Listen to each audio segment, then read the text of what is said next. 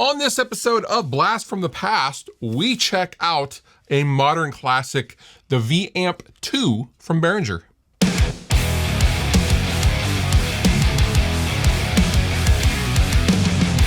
Back at the dawn of the digital age as we know it today, there were just a handful of digital options if you wanted to forego a large, loud amplifier. And this was kind of a new concept back in the late 90s, early 2000s. And the venerable Line 6 pod really changed everything. And of course, Behringer was right there to copy it and ride the coattails of a successful product. Enter the V-Amp, specifically the second iteration, the V-Amp 2 from Behringer, which we will be checking out today. And before we go any further, this video is brought to you by Gear Exchange. Gear Exchange is where you can find all of the vintage and used items to your heart content. Literally everything is on Gear Exchange. Now, along with 0 fees and a gift card payout option, you also get low shipping rates if you use the integrated shipping mechanism when you sell something. You also get outstanding customer service. And if you do take a cash payout, the fees are 7.5%. So next time you have something vintage or used to sell, please consider Gear Exchange. All thoughts and opinions are still mine. So back in June 2002, Behringer released the V-Amp 2, which was basically the successor to the original V-Amp, both of which copied the classic Line 6 pod, which at the time was kind of revolutionizing the digital age and really kind of legitimized, or was the first step in legitimizing digital guitar tones versus, you know, the tried and true tube amps of yesteryear. Now, the V-Amp 2 comes with 32 amp models, 15 speaker cabinets, and 16 classic effects. Other features include MIDI capability, aux input, stereo outputs via the 1/4-inch jacks. We also have tap tempo, and then we also have secondary controls that we can utilize under the amps and effects parameters, okay? So the amps also have, you know, all alternate versions of those amplifier models, and the preset buttons also double as a reverb cabinet, drive, MIDI, and noise gate controls, all right? A lot going on here. So as I remember it, back in 2002, the expectation for the digital stuff was never to be as good as the real life tube amps that we were kind of comparing and used to. Really, it was a matter of good enough. And the V-Amp 2 retailed for right around $150 US, whereas the Line 6 pod, I'm not totally sure on the original retail price. I remember it being like double that, which is like $300. So for half price, you could get right in the pocket for your young independent band recording at this big studio. It didn't seem that far-fetched at the time. Now, I got this specific example off of Gear Exchange, and I don't recall it coming with anything when I bought it. However, I did purchase this for $99, and it showed up with its original soft cell carrying case, power adapter, manual, warranty card, everything still in the plastic. I thought, how cool is this? It's literally a snapshot in time with this thing. So now I'm gonna go ahead and fire this up. I'm gonna get this on the desk. I'm gonna power it up. I have gone ahead and reset this to factory settings ahead of time. I have not gotten any sounds out of this whatsoever yet. I'm going to hook this up in stereo into my 500 series rack. And yeah, I don't know, we're just gonna twist some knobs. We're gonna get some tones. Let's do a little bit of a playthrough. All right, I have the V-Amp 2 here on the desk. It's hooked up, factory reset. I haven't touched anything. Let's give it a whirl, shall we? Preset number 1, or preset A, bank number 1, very top. A delay boy.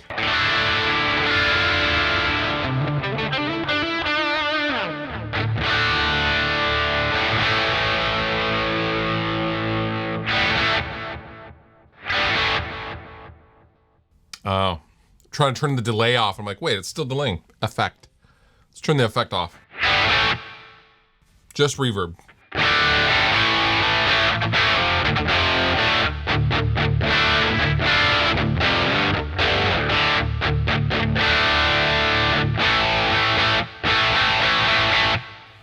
Okay.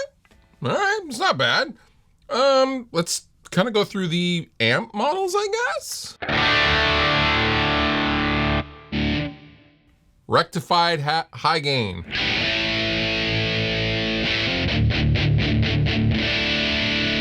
If I close my eyes, that's like I'm plugged into a rectifier.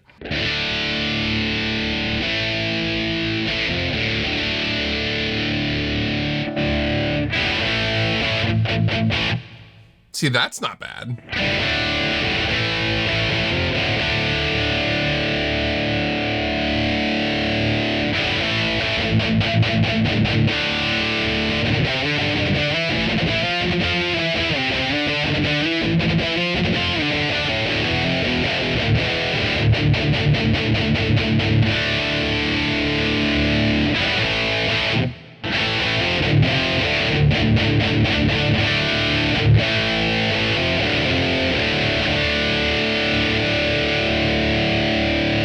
Now, I did read the manual that came with it, or at least perused it. I believe if I hit the tap, it goes to the alternate. So if I wanted to engage a drive. Oh, no, I changed the patch. How did I do that? Okay, cool. Cool, we're back.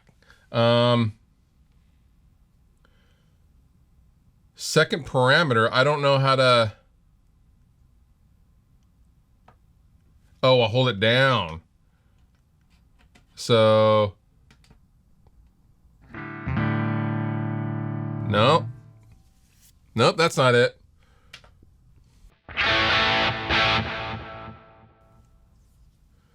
I don't know how to do that. Oh, now I'm on the tuner.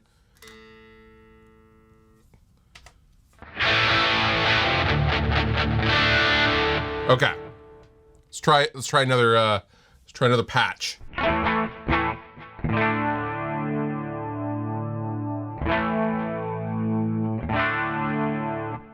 Very 80s. Let's go to the neck pickup.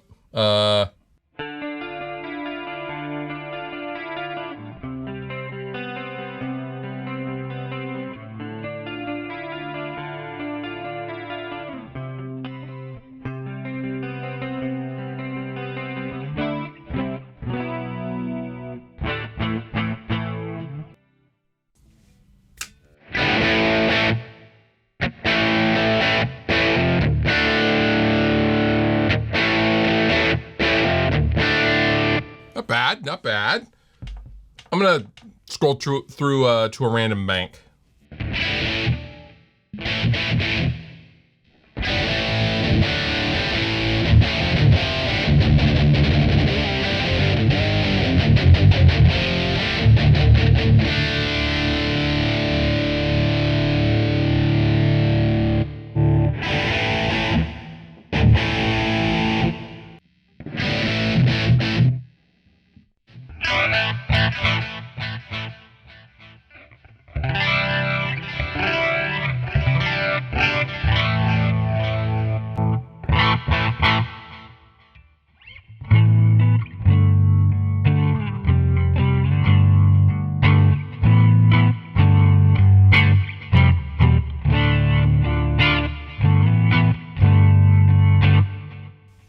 Not bad. I mean, honestly, the clean and moderately clean tones on this thing slap.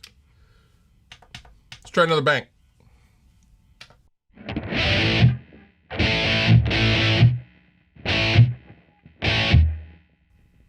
Kind of noisy.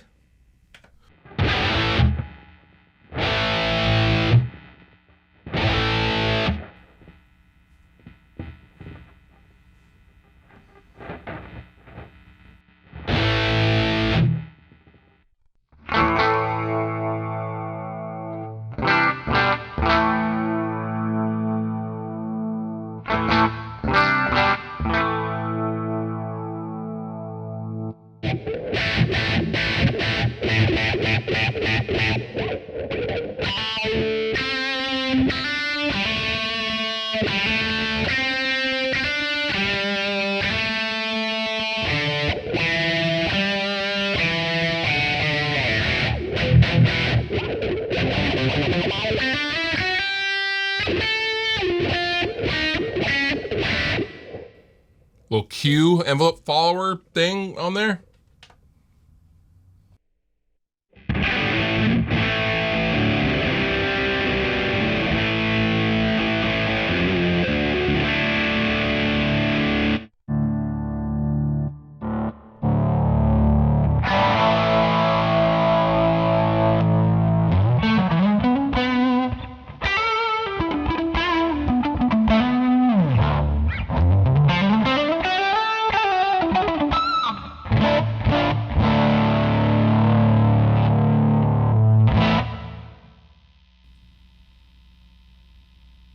Noisy.